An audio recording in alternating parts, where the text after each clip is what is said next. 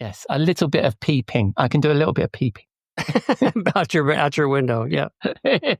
I can peep out my window too. Yeah, but it's still light there though, isn't it?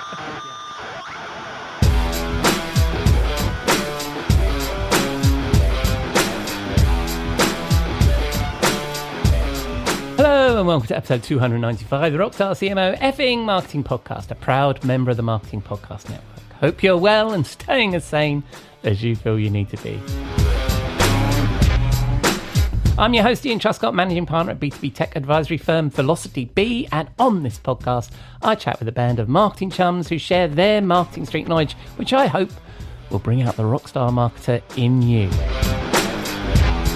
This week, we stray from our usual B2B beat as we explore Jeff's passion for cause marketing and whether our 5 effing marketing fundamentals can be applied to non-profit organisations and to promote a cause. But first, we need to pay the bar tab. I'll be back in a moment. We'll be right back after this word. We'll be right back After this word.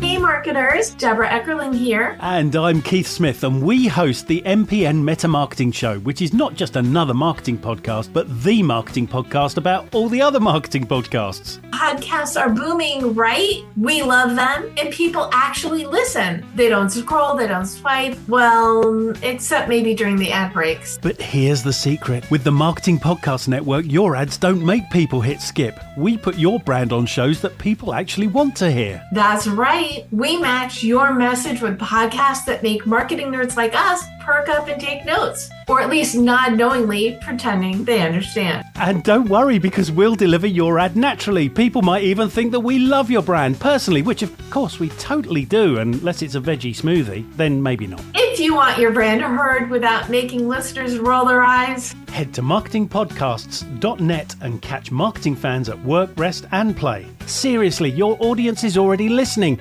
Make sure they hear your brand and not our awkward jokes. Join the conversation, because good ads shouldn't just be tolerated, they should be enjoyed. Yes!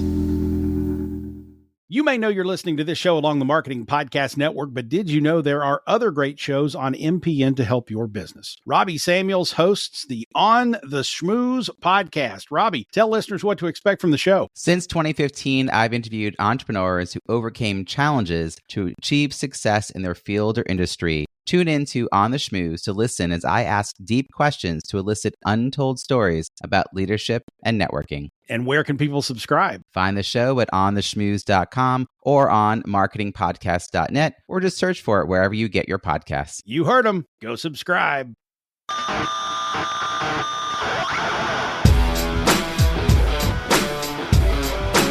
Hello, Ian.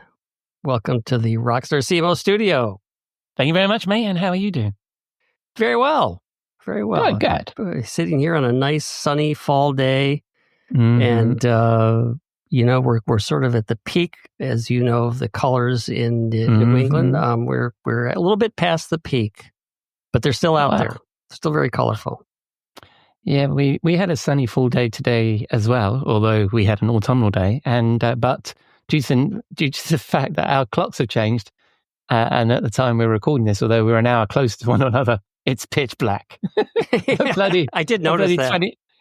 Maybe 20 past 5 in the afternoon, and so that caught me out. I think at the weekend I was thinking, I can get some jobs done outside, and I was like, no, I can't. It's right. But yeah, I've got a few trees actually in my garden, and I've got a bit of Boston ivy, and that's they've turned beautiful colours. So yeah, yes, a little bit of peeping. I can do a little bit of peeping out your window. Yeah. I can peep out my window too. Yeah, but it's still light there though, isn't it? Yes. All right, let's crack on. So my fault, we skipped last week, although I did a little monologue. And we're back in action this week. And we're talking about marketing for a cause. So taking a little bit of a break from our usual beat of B2B marketing and diving into something you, Jeff, are passionate about and have some reasonable experience of, which I can't really speak to. So hopefully I can tag along and make some useful comment, even though I've never actually marketed for a cause. Always commercial, me. And what we thought we'd do this week is see if our 5 marketing fundamentals were just as relevant in the non-profit space as they are to B2B. And I think this is quite an interesting exercise anyway, because, because of our 5 fundamentals. Absolutely. What say you, Jeff? Well, I think that it is because a lot of us, have some sort of, extracurricular cause, charity, nonprofit that we spend time on. Mm-hmm. So sometimes as marketers for business, we often see how organizations that are not profit-driven could do a better job at marketing. You're just working on their mission. And sometimes, as I have been, I've either volunteered or as I put it here, voluntold to help. Yeah. And as I've spent some time in leadership roles with both environmental advocacy organizations, churches, clean tech, renewable energy. So I thought I could offer a few tips based on my experience on what's different about, marketing those organizations. And, of course, we got to have them fit into the 5 fundamentals of marketing because they're fundamental. Marketing, as we often say, marketing is marketing, whether you're in account-based or nonprofit or, whatever the model is. Yeah, I think it's interesting because, you just said the 5 fundamentals of marketing, whereas previously we've been circumspect in saying that it's B2B marketing. But I think this is an interesting test of whether they genuinely are that, right? So we can start, maybe that should be a series we do, is apply these things to different categories and discuss how they might work. But then we don't have a lot of experience for other categories. So this is going to be like me talking about marketing for a cause. I'm just using my imagination. Anyway, let's get cracking. So our 5 F-in fundamentals typically start with the master plan. And every time we discuss the 5 F-in fundamentals, we always wonder whether it should be knowledge first or master plan first, just to talk about those first 2 fundamentals. And as a regular listener, you're probably familiar with those first 2 points that we have in our 5 fundamentals. But this week, we're going to kick off with the knowledge, as there's always discovery that's needed when we're doing the master plan. And so if we were to dig deeper into our B2B model, this is where we're discovering the market, the category we're in, the competitors, the buyers, their needs, the journey, and all of that stuff.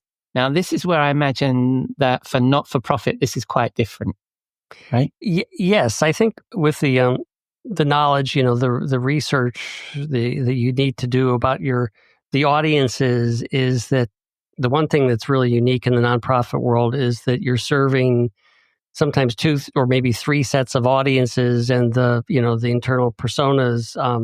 Because there's the group that has the need is typically a target constituency, a beneficiary. So they're who you're serving, and this is obviously the most important to the organization, but not typically the one that marketing puts a big focus on. So understanding their needs, their language is essential, obviously, for all of your communications. But that's not where revenue is generated, because typically you're serving the need of someone that doesn't have money to spend, even though that's where the organization may put most of its time and money. That's not typically where marketing spends its time and money. And actually, when I think about environmental organizations I've been involved in, there are no human beings to give you money. Yeah. There's just the animals and the trees and the plants. Yeah. So the other category are the donors or the members, and obviously this is very different based on different types of nonprofits, but they're like the investors, for a business to business company, but they don't go away. Once you've reached a certain level of maturity, they're kind of with you there for the long haul, hopefully. And so, as you get into planning and stuff like that, there's a big focus on a fundraising component because your budget depends on that income flow. So you need to know them intimately. You need to engage them frequently. You need to understand what connects their philanthropic need to your mission. And you need to make sure that doesn't stray over time. And then another player in this, which I'm not, at least as of recently, I'm not that familiar with, is kind of granting organizations. So, larger, philanthropic or the government or some group that, that you basically is giving money to charities, and so you want to align your goals with that organization, apply for grants, and see what you can what you could do to sort of supplement your income.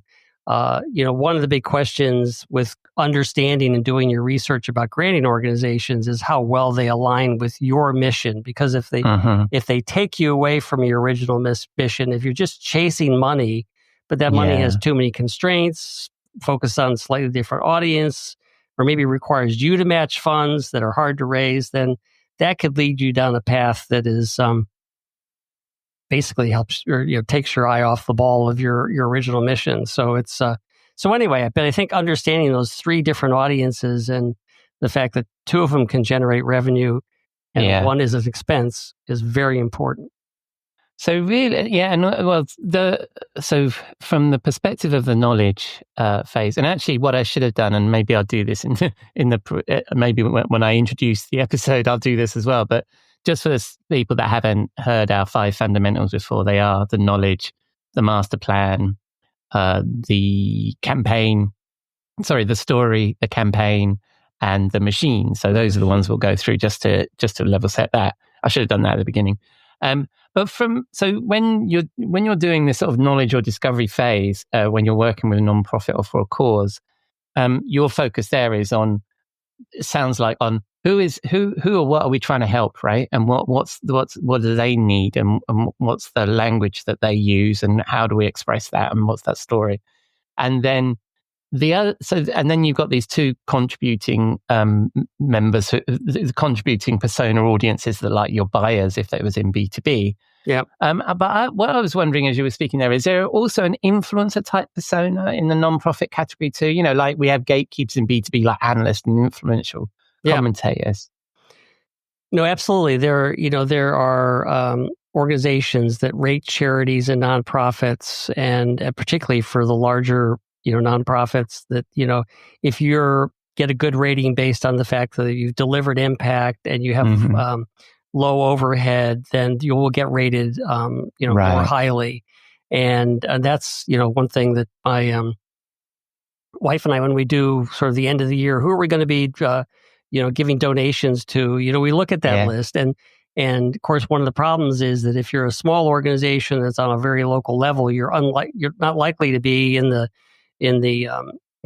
being reviewed by those larger organizations. And so it's but I think you want to take the same sort of approach, that you need to prove your bona fides as a good use of donors' monies. And so how can you how can you support that? And maybe that is being aligned with other local organizations. Sometimes it's being aligned with a government organization that says, here's nonprofit or charities that are helpful in the kind of mission that we're aligned with. So they're out there.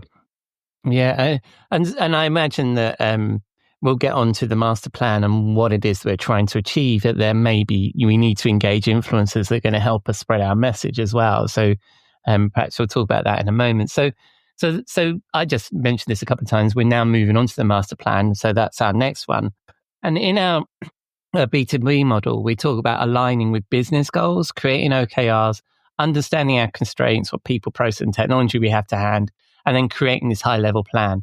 So is there a similar structure when we're marketing for a cause? Absolutely. And, I'd say this is an area that many nonprofits, as well as B2B businesses struggle, is just creating a good master plan. And, as we're setting up, the master plan, I mean, that's either your annual planning, your long-term or midterm strategy, basically documenting what you're trying to accomplish. And, and the thing is, in the business world, revenue and profit goals tend to enforce a discipline, which of course many, for-profit businesses struggle with this. So when you get in the nonprofit world, they may struggle with this as well, because you get caught up in the day-to-day activity of your mission, and you forget the time to put the time into planning, and perhaps you don't set, good quantifiable, key performance metrics, I recently participated in a fundraising drive for Western Mass Food Banks. Did a long bike ride to generate, getting people to give me money. And, they had very specific goals. We're trying to raise X amount of dollars. It's like $300,000 because that means X number of meals that we can help deliver through our food banks. And so, it had very, very quantifiable goals. And so that some of those goals are focused on the beneficiaries, right? So we got a business objective, so many meals for so many people, so many families in our region. And, that's going to deliver a certain type of outcome.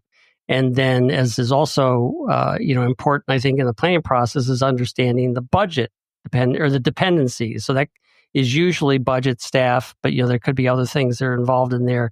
But you want to provide as many services as possible, but you can only achieve those goals commensurate to achieve the goals with your commensurate. But what are the things that are getting in the way? And as I was mentioning the food bank, I mean, food insecurity, even though we're living in kind of a farm belt here, food insecurity is a big issue. And there's lots of food banks, raising money, but is that enough? And does the, because of some cutbacks on government level, does your impact, can you prove that your impact is actually having a positive net effect on the area? Or, are you suffering from other issues that, that prevent you from getting that message across? So that, as much as that is, those are objectives for your target constituents, those are also relevant to your donors, So are you executing the mission, which has to be funded? What's the total revenue?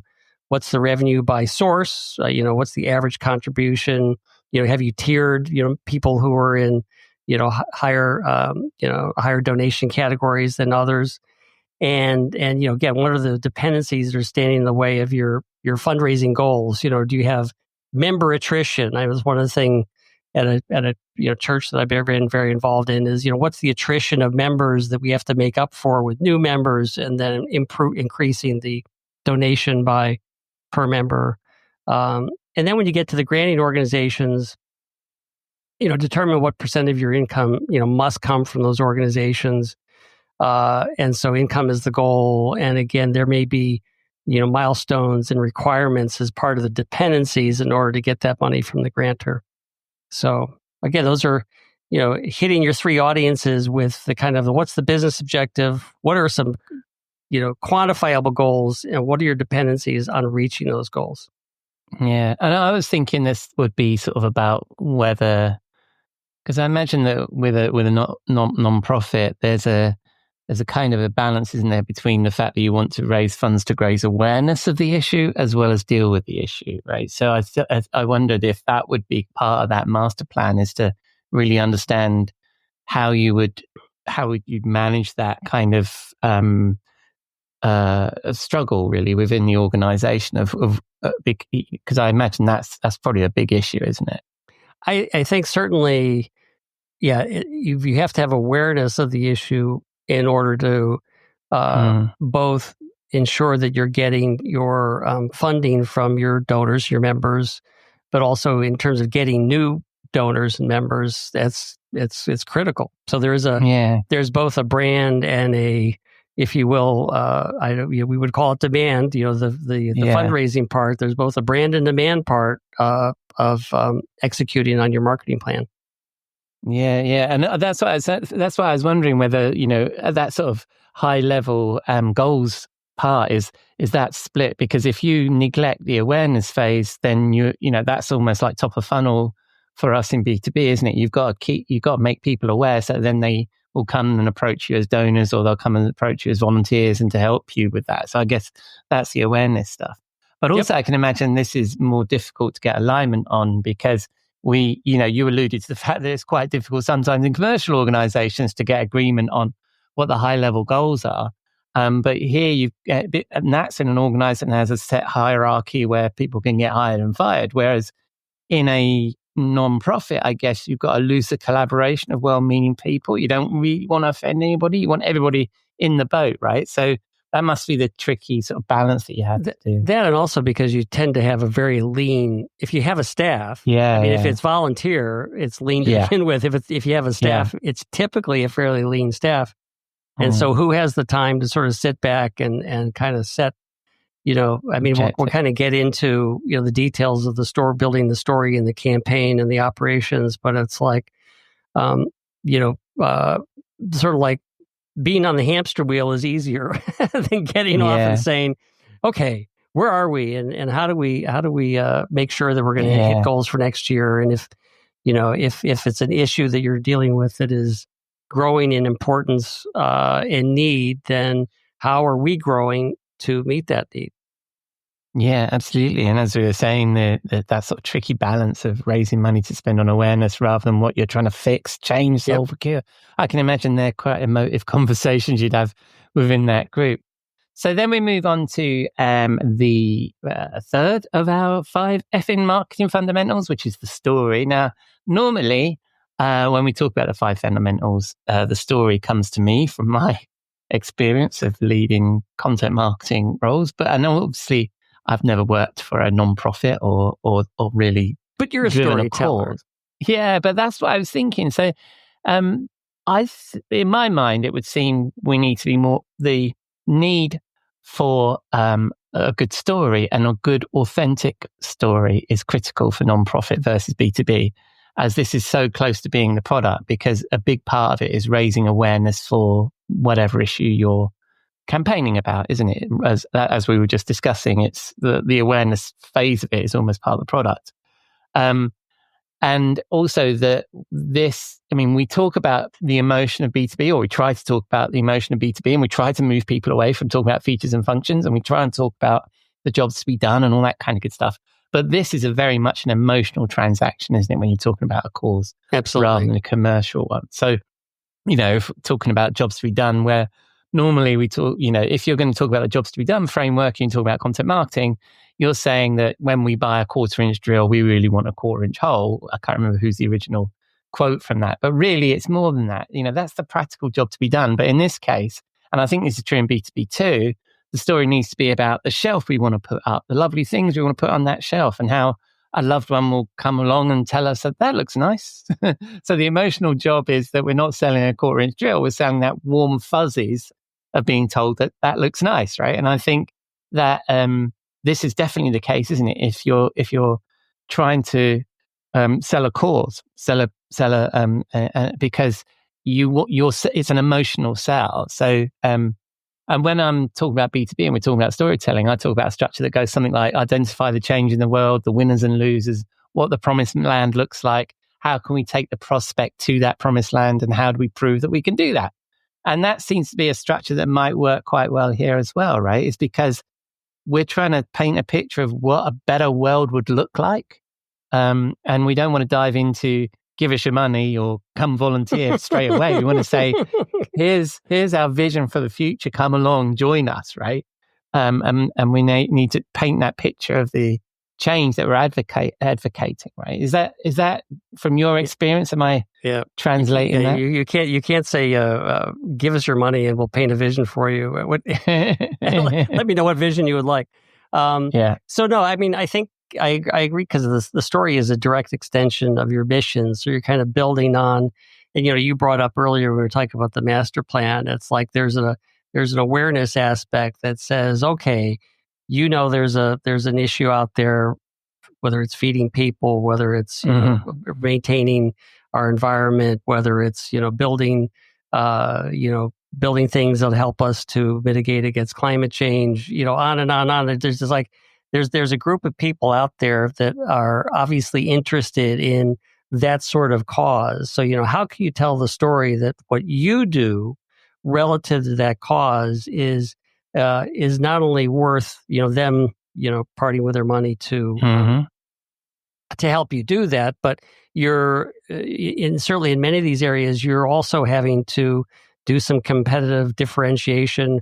Not that you're really competitive in a win-lose category, but if I'm thinking about environmental causes, when do I give to the Sierra Club versus when do I give to the Nature Conservancy versus what I give to the World Wildlife Fund? What is it about the way you guys approach your mission, how well you do it, and what niche you're trying to fill within that, that sort of realm of possible ways of addressing the environment that makes you a good good philanthropic investment?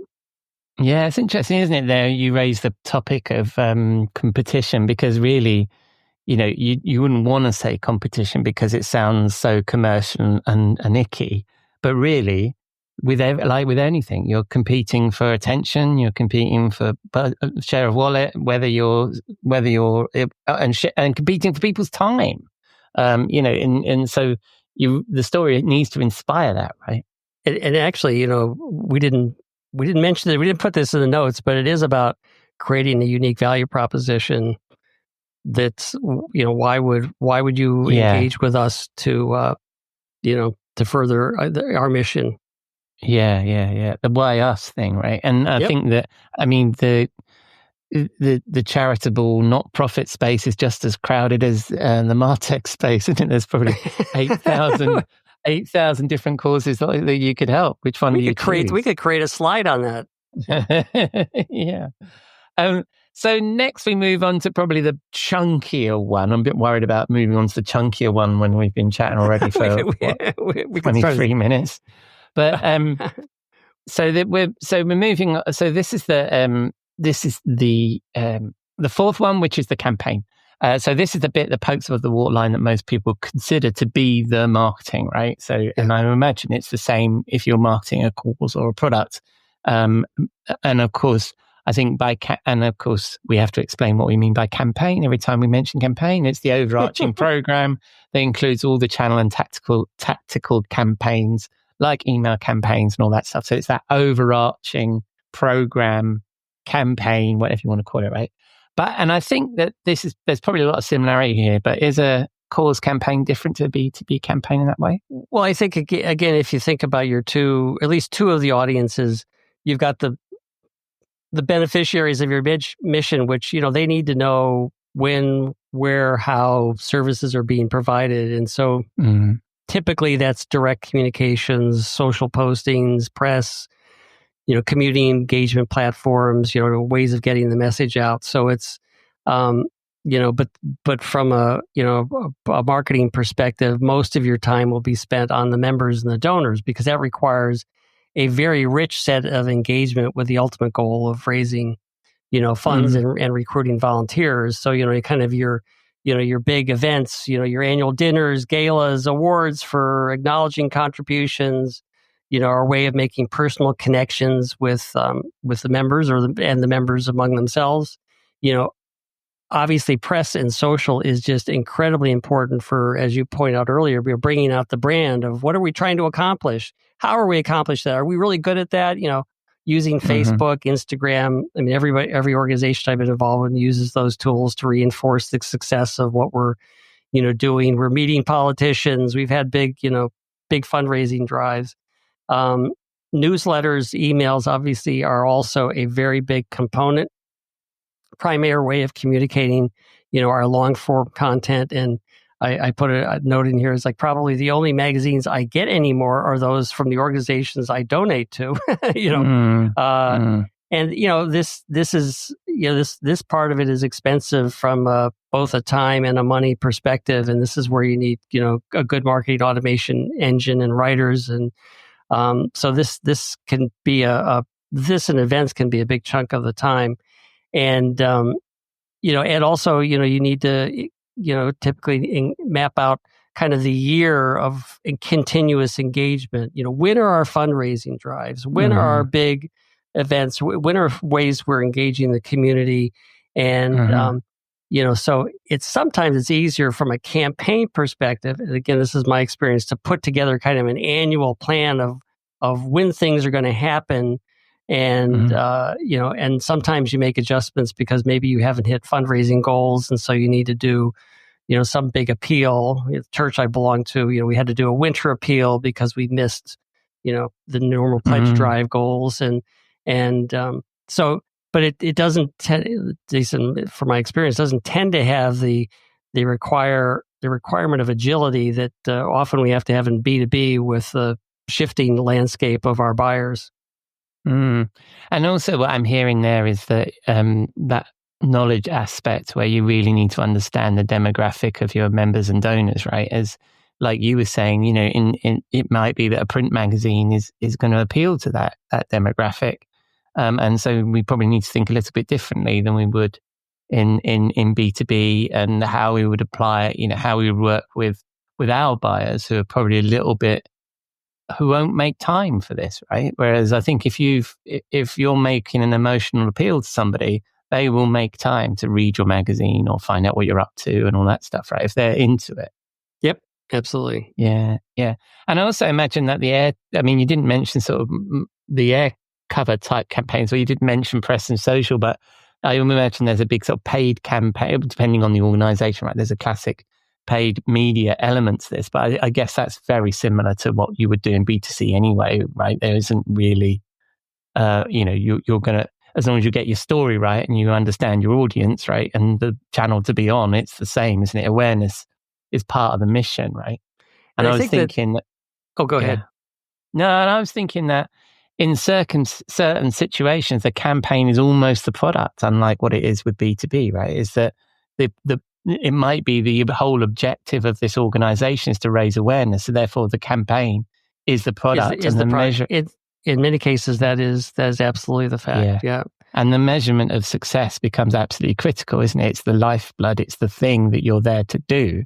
Yeah. So I would imagine that normally, and I guess you'll talk about this in the machine, is the measurement is going to be critical. So we'll move on to the machine if we're done there. Yeah, so to round out our 5 effing marketing fundamentals. And this is absolutely your wheelhouse, as I had a little go with content, but this is definitely your wheelhouse, the machine. Which in our B2B world is the people, process, and technology that makes our marketing hum. So is that similar in non-profit, Jeff? Absolutely. It is. The challenge is that most nonprofit organizations survive on a very tight budget. And so, as often even times happens in businesses, operations can get short shift because there's not the understanding of, we need money for technology, or we need money for, data, or we need money for skills to help us manage this. We need, we do need to provide the analysis to see if we're hitting our goals. And so, this is where I think the first and foremost, if we think, you mentioned people, process, technology. I always add on data. Often we talk about analytics and measurement as well. Data is the lifeblood of marketing and a nonprofit organization, because you've got members and donors that need to be acknowledged with a personal touch. And within that, there's lots of elements. It's not just the contact information. What's their donation history? What are their specific interests within our mission? Do they have a volunteer history? Their length of participation, level, engagement with the organization, as I mentioned earlier, attrition. And I work with a group, climate action group, that's really focused here in the Massachusetts and the state level. And we try to capture all that information in addition to, what legislator, state, representative or senator are they, who is their state representative or senator, so that we know if we've got a campaign to influence a particular, legislator, who can we call on to help? And, unfortunately, when you got a small nonprofit, where are those data management skills? And often you get people who come in and do, like a one-time, let's get this data in order. But then you got to maintain it, because as we know, maintenance, everything goes, pieces of data go obsolete every year or so. So I think that's number one from an ops category. Technology, every nonprofit I've been involved with takes maximum advantage of freeware, Gmail, Google Drives, Google Meet, Slack. At some level, they may move up to a business subscription or, paid Zoom accounts and things like that, but it still has to be kept affordable.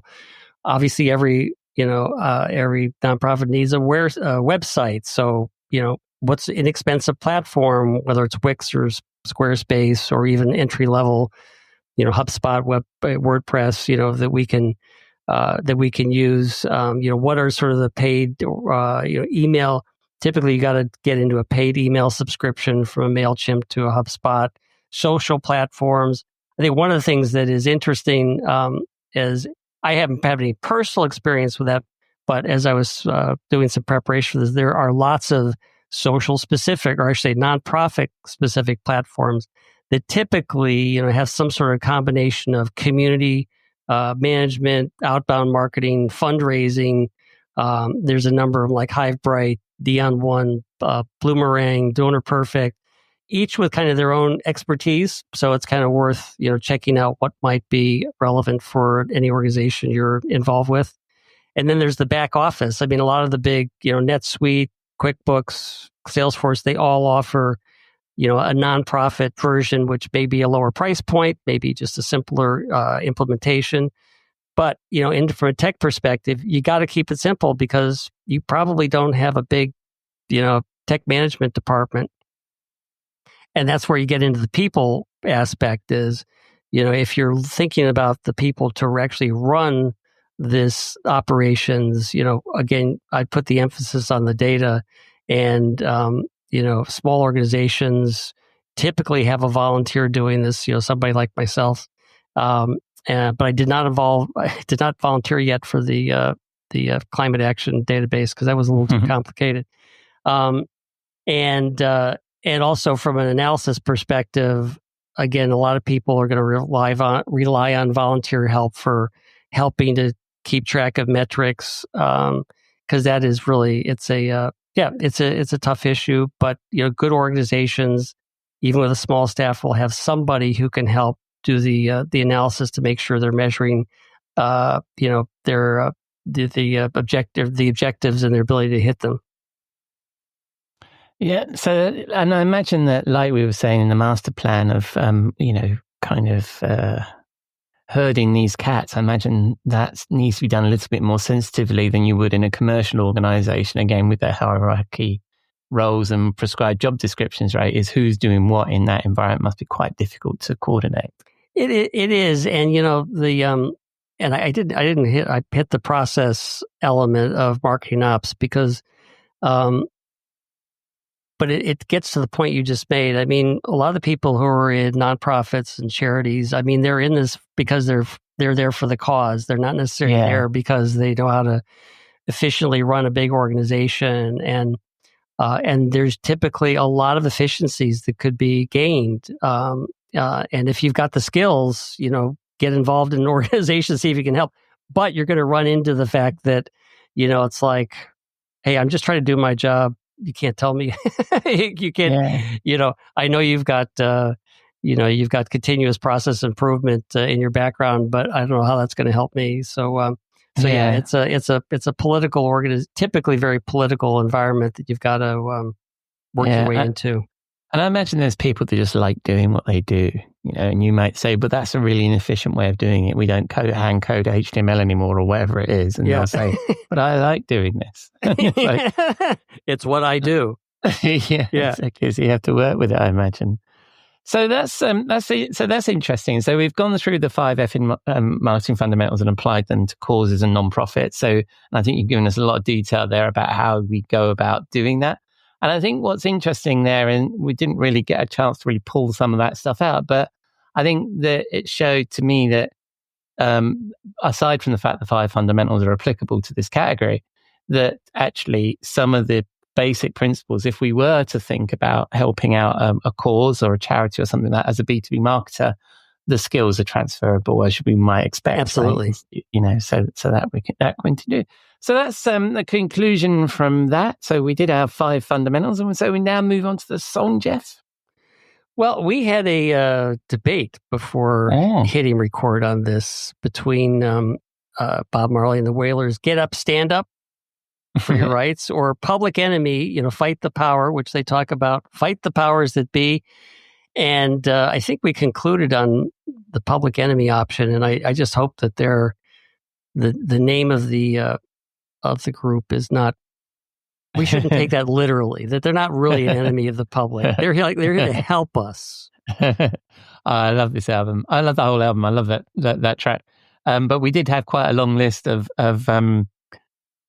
causes songs for causes, right? And some of them perhaps were a little bit close to the bone of what's going on in your fair country right now. So we moved away from those. Moved on from. So we've just gone for general Fight the Power. Yeah, really. I'll play out with that. So it'll be Public Enemy, Fight the Power from 1990. And you'll be in the studio next week, mate? Yeah. Splendid. I'll speak to you then. Cheers, buddy. Bye-bye.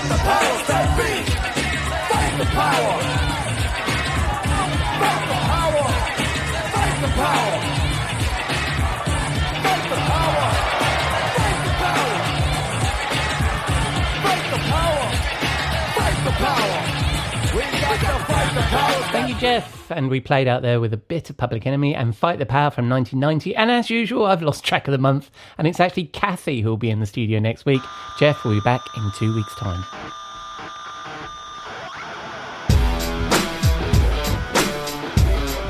So that's a wrap on episode 295 of the Rockstar CMO effing marketing podcast. Thanks to Jeff for his insight and to you for putting a dime into your podcasting jukebox, selecting our track and jiving along with us. I've been your host, Ian Truscott, and you can find links to me and Jeff and all the things we discussed in the show notes, along with links to our blog, newsletter, and all of our previous episodes at rockstarcmo.com. And please check out my work at velocity-b.com. We'd love to hear from you, especially if you have a suggestion for the show. So please reach out via the website or LinkedIn. Just search Rockstar CMO. I'm sure you'll find us. Or you can contact me directly at hello@rockstarcmo.com. Coming up this week, Robert Rose will be in the virtual bar on Saturday. And as I mentioned, I'll be catching up with Kathy McKnight next week. So I hope you'll join us for both of those here at Rockstar CMO FM.